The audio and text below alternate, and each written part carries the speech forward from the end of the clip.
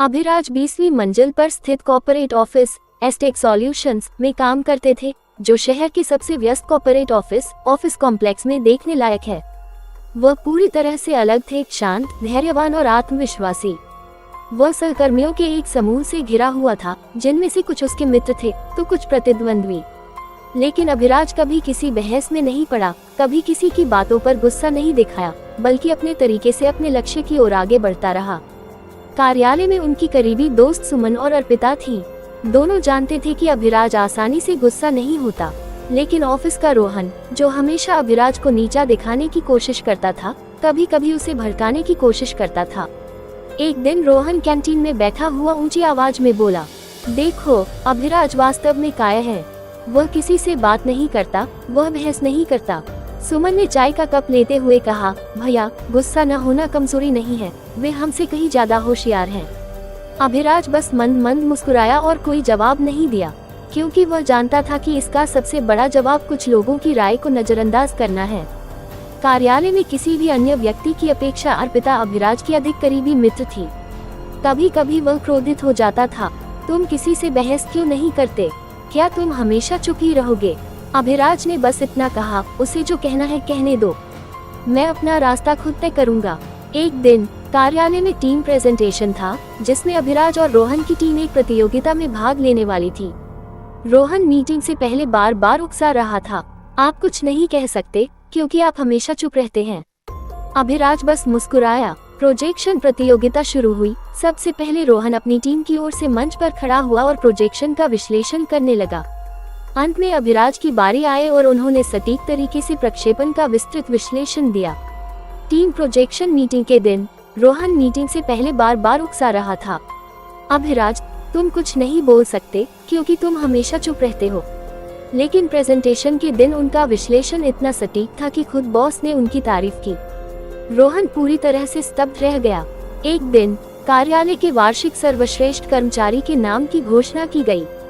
हर कोई उम्मीद कर रहा था कि रोहन या कोई और जीतेगा, लेकिन बॉस ने कहा, इस वर्ष का सर्वश्रेष्ठ कर्मचारी अभिराज है।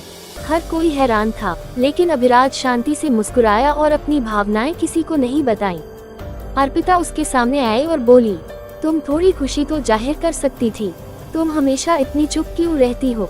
अभिराज हल्के से मुस्कुराया और बोला, जो समझते हैं वे समझ जाएंगे, और जो नहीं समझते उन्हें समझाने की जरूरत नहीं है।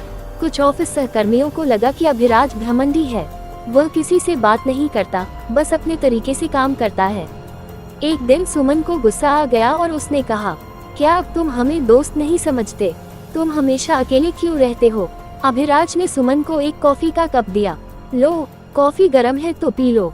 सुमन ने आश्चर्यचकित होकर कहा, क्यों? अभिराज मुस्कुराया, क्योंकि समय के साथ इसका स्वाद फीका पड़ जाएगा। इसी तरह कुछ लोग समय के साथ असली सच्चाई समझ जाते हैं। मुझे समझाने की कोई जरूरत नहीं है, समय ही बताएगा। सुमन चुप हो गई। एक दिन ऑफिस की एक बड़ी मीटिंग में गर्मागर्म बहस हो गई। हर कोई चिल्ला रहा था कि कौन सही है और कौन गलत। रोहन ने अचानक कहा, अरे अभिराज, तुम भी कुछ बोलो। अभिराज बस मंद मंद मुस्कुराया, क्योंकि वह जानता था कि यह बहस व्यर्थ थी। तब बॉस ने कहा, अभिराज की मुस्कुराहट ही सही जवाब है। हम बहस कर रहे हैं, लेकिन कोई भी समाधान नहीं देख रहा है। रोहन ने फिर अपना चेहरा नीचे कर लिया। कविता, जो कि नई ऑफिस कर्मचारी थी और थोड़ी चतुर थी, अभिराज की कमजोरियों का पता लगाने की कोशिश कर रही थी। एक दिन उसने पूछा, आपका सबसे बड़ा डर क्या है? अभिराज चुप रहा। कविता मुस्कुराए और बोली, तुम चुप क्यों हो? क्या मैंने ठीक समझा? अभिराज ने उसकी आंखों में देखा और कहा, यदि कोई आपकी कमजोरी जानता है तो वह सही समय पर उसे हथियार में बदल देगा। कविता चुप हो। कार्यालय में कुछ लोगों ने अभिराज की आलोचना करते हुए कहा, वह हमेशा अकेला रहता है, किसी के साथ घुल मिल नहीं पाता। लेकिन अभिराज ने उसकी बात नहीं सुनी, क्योंकि वह जानता था कि यदि वह सफलता के मार्ग पर आगे बढ़ता रहा तो आलोचनाएं उसे झेलनी पड़ेंगी। अर्पिता ने एक दिन कहा, क्या तुम्हें सचमुच इनमें से किसी की परवाह नहीं है?